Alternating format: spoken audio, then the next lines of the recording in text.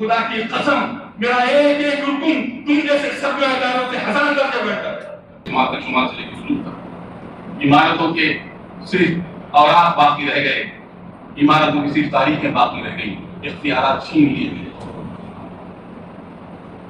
بڑی خاص بات کی یاد آ رہی، بس اب تذکر میں آپ کے سامنے رکھتا ہوں، تو یہ کہ مسلمانوں کی زوال کے اسباب پر لکھتے ہوئے مولانا علی میاں رحمۃ اللہ علیہ فرماتے ہیں کہ مسلمانوں کے قلعے کے دروازے باہر سے توڑے نہیں گئے، اور دنیا یہ چیز جماعتوں کے اوپر بھی صادق آتی ہے، تحریکات پر بھی صادق آتی ہے۔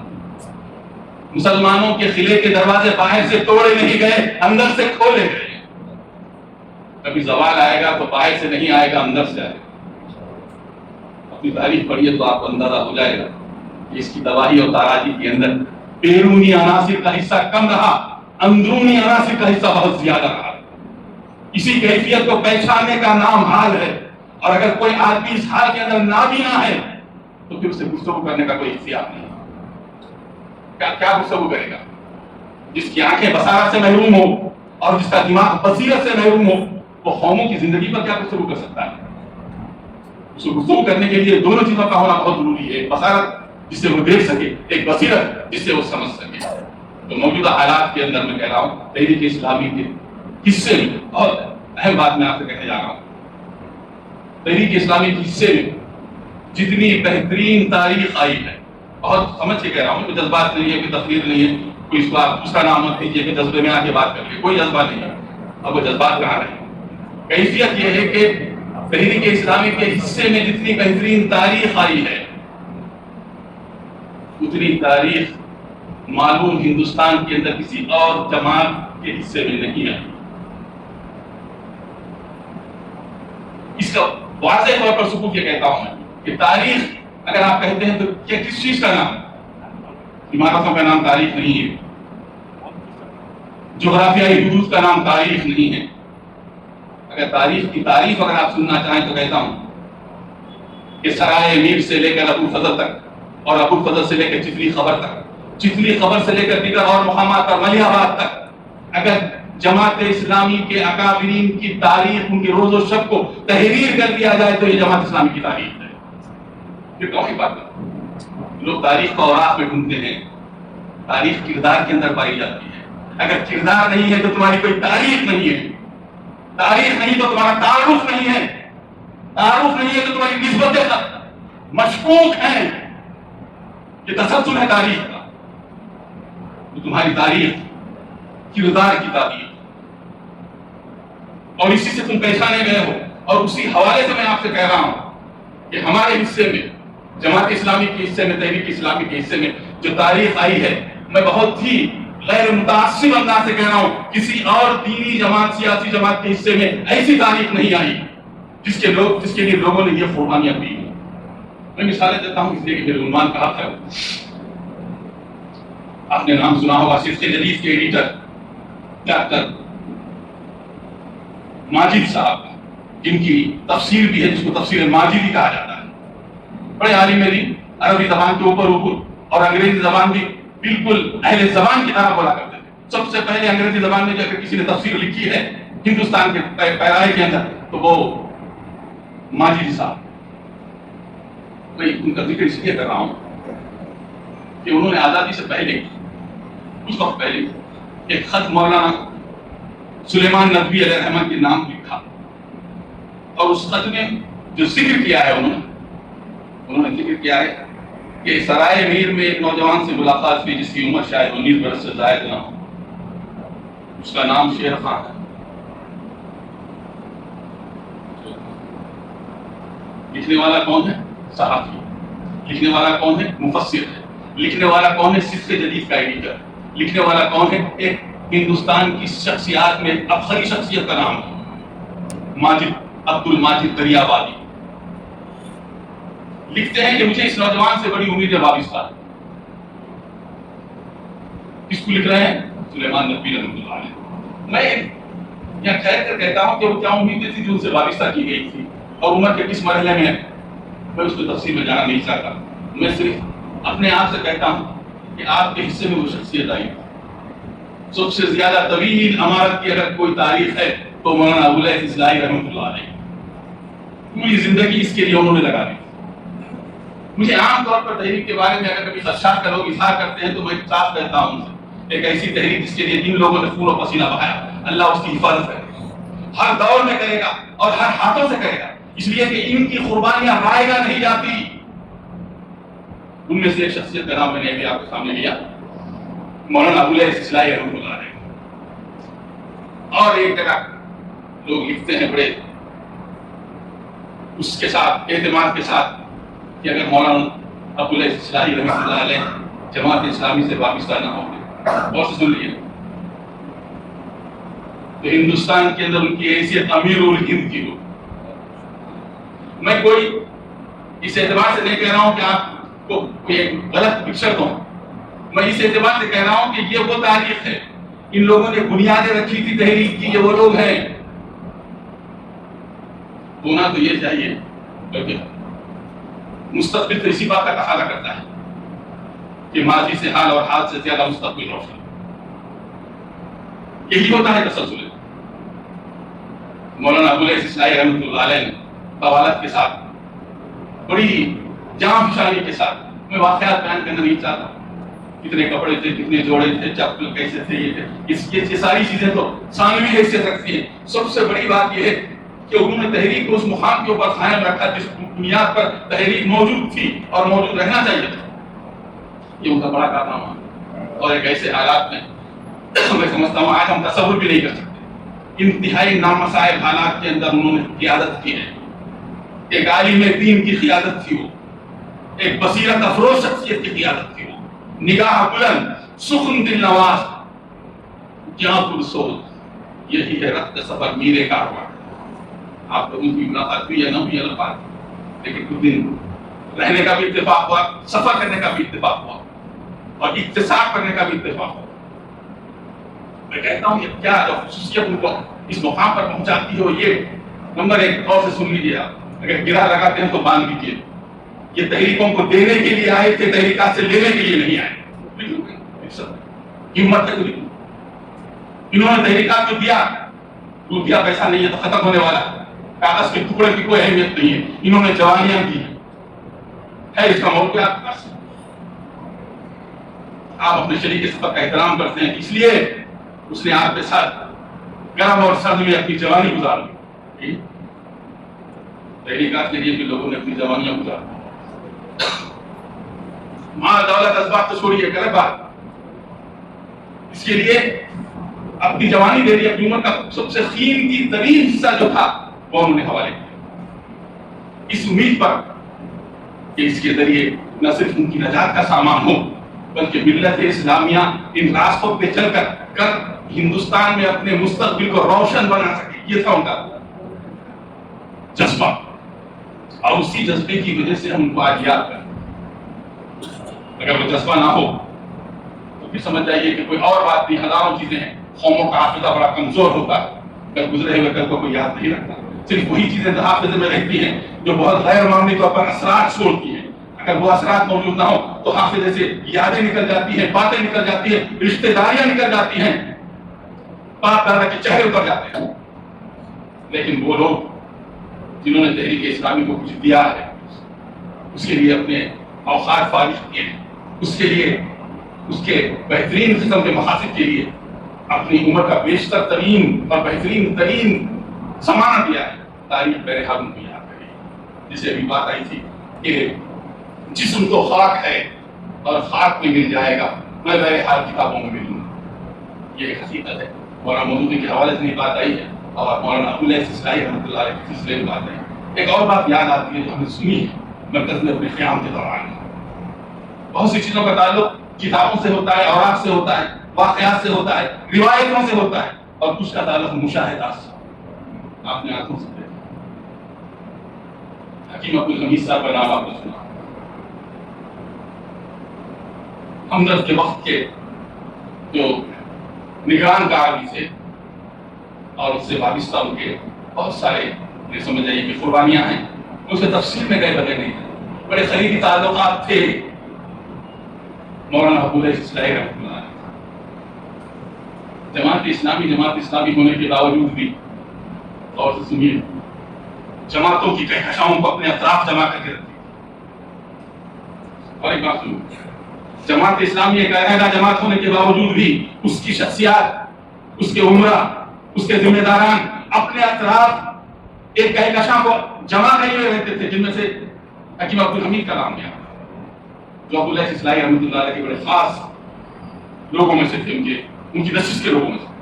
ایک مرتبہ چاہے جعفر صاحب ذکر کر رہے تھے، انہوں نے کہا کہ حکیم صاحب آج آپ آئے ہیں بڑے دنوں کے بعد افطار کے لیے، کیسا محسوس کیا ہوں؟ یاد رکھ لو، ہم اس قبیلے کا آخری فرد ہوں جو بیان کر رہا ہوں، اس کے بعد جو ہوگا صرف روایت ہے۔ پوچھا کہ حکیم صاحب کیسا محسوس کیا آپ نے؟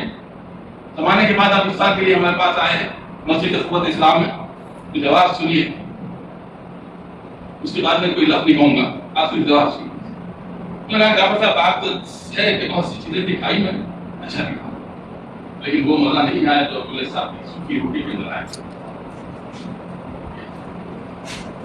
تم جسم کے رنگین لباسوں پہ نازاں، میں روح کو محتاج کفن دیکھ رہا ہوں۔ آج کی صورت ہے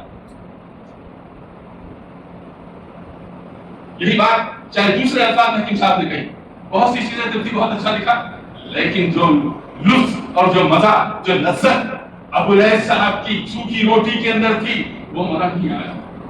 اب آپ بتائیے اس کو کیا کہا جائے، اس کی کیا تعبیر کی جائے، اس کو تاریخ کے طور سے کس جرمت کے اندر اس کو جگہ دی جائے؟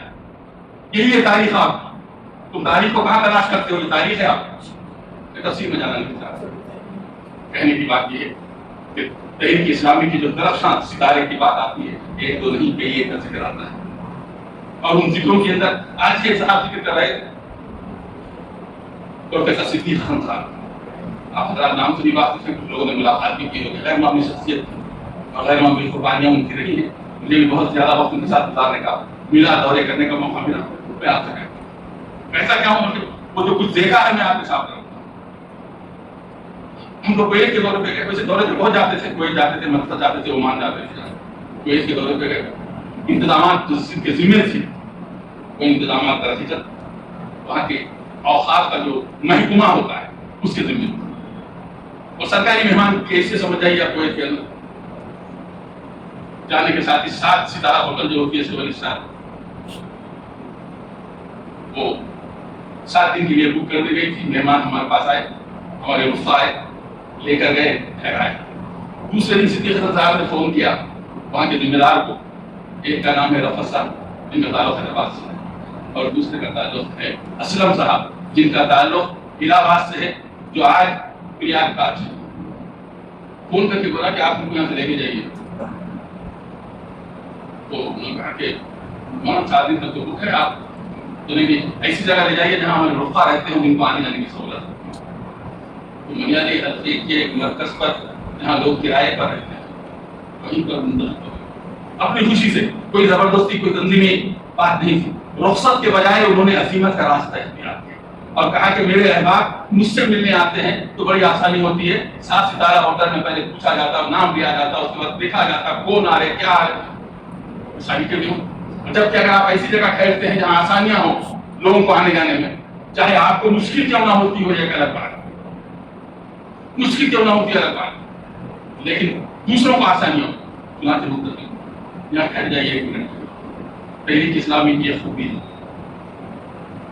کیا خوبی ہے صاحب؟ جو آدمی حلوہ افیز پر ہے، اگر وہ فیصلے کرتا ہے تو نیچے آسانی کے ساتھ پہنچتا ہے، کوئی مباحث نہیں ہوتے، اس سے نہیں ہوا، دوسروں کو نہیں ہوا، اس کی حفاظت کے اوپر بات چیت نہیں ہوئی، کوئی مباحث نہیں ہوئے، جانا چاہیے نہیں جانا چاہیے، رہے تو کتنا فائدہ، نہیں رہے تو کتنا فیصلہ تھا نافذ۔ یہ اس کی خوبی ہے۔ ایک آدمی بھی درست ہو جاتا ہے اوپر کا تو پوری تحریک اس کے پیچھے سے، بہت ساری بات ہے، کوئی نئی چکی بات نہیں ہے، اور میرے جملے آج کے نہیں ہیں، میرے خیال میں مرکز سے بھی یہی جملے جو کہ ہماری آرگنائزیشن چیئر سینٹر آرگنائزیشن، اختیارات محفوظ ہیں، دستور پڑھ لیجیے تو آپ کو آسانی سے معلوم ہو جائے گا کہ ایک فیصلہ دیکھتے ہی دیکھتے زمین پہ نافذ ہو جاتا ہے، اپنے اس کی خوبیاں اور خامیاں تو جاننے ہمیں نہیں، لیکن صرف یہ ہے کہ یہ چیزیں بہرحال مشاہدے میں آئی تھی، ان لوگوں کا تعلق بھی اسی درخشاں ستارے سے ہے۔ جن کے حوالے سے ہم بات کرتے ہیں اور آنے والی نسلیں ان کی گفتگو کرتے رہیں گے اور لوگ لکھتے بھی رہیں گے، بات کرتے رہیں گے کہ انہوں نے اپنے قیام میں دلی کے دوران میں بڑی خدمت کی ہے. ہیومن ویلفیئر فاؤنڈیشن کا قیام انہیں کی کوششوں کا نتیجہ ہے اور بڑی سمجھے کہ دل کی لگن کے ساتھ انہوں نے کام کیا ہے. عمر اتنی بھی نہیں تھی، 70 سال کی عمر ہوتی ہے، ہم لوگ قریب ہونے جا رہے ہیں. اسی عمر میں آدمی دنیا میں جنت بھی بنا لیتا ہے، جہنم بھی بنا لیتا ہے، اور اسی بنائی ہوئی جنت میں بھی داخل ہوتا ہے، اسی بنائی ہوئی جہنم کے اندر بھی ہوتا ہے. کوئی بنا کے نہیں دیتا ہو. بہت ساری سی بات. ہمارے اعمال جنت بناتے ہیں. بتائیے آپ کو اختلاف ہے تو کھڑے رہ جائیے. ہمارے اعمال جہنم بناتے ہیں اور ہم اپنے اعمال کی روشنی میں خود اس میں داخل ہو جاتے ہیں. تو اس اعتبار سے جن لوگوں کو نجات ملی، جو لوگ اپنے نتائج پر پہنچے، جن لوگوں نے پھر واقعہ کامیابیاں حاصل کی، جن کے حصے میں فلاح دارین آیا، ان کے پاس بھی عمر اتنی ہی تھی جتنی ہمارے پاس. مولانا مودودی کی کتابوں کا ذکر آیا، تفہیم کا ذکر آیا اور آپ کے سیرت کی کتابوں کا ذکر آیا. اس کے لکھنے کے لیے الگ سے عمر نہیں ملی کہ آپ کو لکھنا ہے، آپ کو 30 سال زیادہ دیا. اسی عمر کے اندر انہوں نے اس کو لکھ کے بتایا. اور میں اکثر کہتا ہوں، اپنے آپ سے بھی کہتا ہوں کہ آج اگر ہم اپنا جائزہ لیں تو اتنی کتابیں ہم نے پڑھی نہیں جتنی انہوں نے لکھ دی. سمجھ کے پڑھنے کی بات نہیں کہہ رہا ہوں میں. عام طور پہ پڑھنے کا جو لفظ استعمال ہوتا ہے، اگر اس مفہوم میں بھی دیکھا جائے تو ہم نے وہ کتابیں نہیں پڑھی جو وہ لکھ کر چلے گئے. اللہ نے ان کی عمر میں برکت دی تھی اور ان سے ایک کام لیا تھا، اور اس کام کے مشن کے اوپر، جیسے میں شروع میں بھی بولا تھا، کچھ لوگ دینے کے لیے آتے ہیں، کچھ لینے کے لیے آتے ہیں. مولانا مودودی ملت کو دینے کے لیے آئے اور اپنی ساری زندگی انہوں نے دی. اس اعتبار سے تحریک اسلامی کے حصے میں یہ درخشاں ستارے آئے. میں اپنی گفتگو کو ختم کرتے ہوئے ایک اور واقعہ یا سمجھ جائیے کہ ایک اور وہ مشاہدہ جس کے میں سمجھتا ہوں یہاں بھی کوئی شاہد ہو سکتے ہیں، وہ ہے مولانا عبدالرزاق لطیفی رحمۃ اللہ علیہ. سنا ہوگا، وہ بھی امیر تھا، کریم نگر سے ان کا تعلق.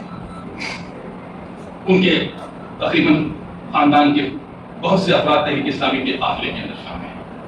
ہم نے بھی ان کو دیکھا، ان سے بہت چیزیں سیکھی، مشاہدے کی بہت ساری چیزیں آئیں. اور یہ اسی قبیلے کے لوگ ہیں جن کے بارے میں کہا جا سکتا ہے کہ یہ تحریک اسلامی کے درخشاں ستارے ہیں. سوال آپ کو ذہن میں نہیں جاتے ان کے کیا کارنامے ہیں. میں کہتا ہوں کہ کارناموں سے میری مراد یہ ہے کہ انہوں نے تحریک اسلامی کے لیے اپنی زندگی کا قیمتی سرمایہ لگایا، کیونکہ زندگی نے بہت زیادہ وقت نہیں دیا. میں سمجھتا 44 سے 47 سال کی عمر میں ان کا انتقال ہوا ہے، لیکن اس عمر تک جو اثرات انہوں نے سوسائٹی پہ چھوڑے ہیں وہ آج تک محسوس ہوتے ہیں. سب سے پہلی وجہ کیا ہے؟ جو چیز ہم نے دیکھی تھی، میں آپ کا منتخب کر رہا ہوں، ابھی آپ کا کام ہے کہ آپ منتخب کرے یا نہ کرے. جو چیز ان کے اندر ہم نے دیکھی تھی وہ تھی بے خوفی اور بے باکی، ان کی فطرت کا خاصہ. میں پڑھ گیا تھا یہ جو منبر ہے نا، یہ آج ہو سکتا ہے سنگ مرمر کا بنا ہو، لیکن کل مٹی کا تھا تو سر بیٹھے تھے اور یہیں پر لوگوں سے خطاب بھی کیا. جب وہ یہاں نظام آباد آتے تھے، میں بھی کہہ رہا تھا لوگوں کی کہکشاں تھی جو ان کے اطراف جمع ہو جاتے. آج آپ بلائے تو لوگ نہیں آتے. آج ہم دیکھیں، آپ تفصیل کرو، ایک آدمی اٹھ کے بولے کہ نہیں ایسی بات نہیں. وہ لوگ آتے تھے جو جماعت سے شدید ترین اختلاف رکھتے تھے، جن میں سے ایک نام آپ کی مسجد سے ذرا باہر ڈاکٹر عبداللہ خان کا بھی تھا.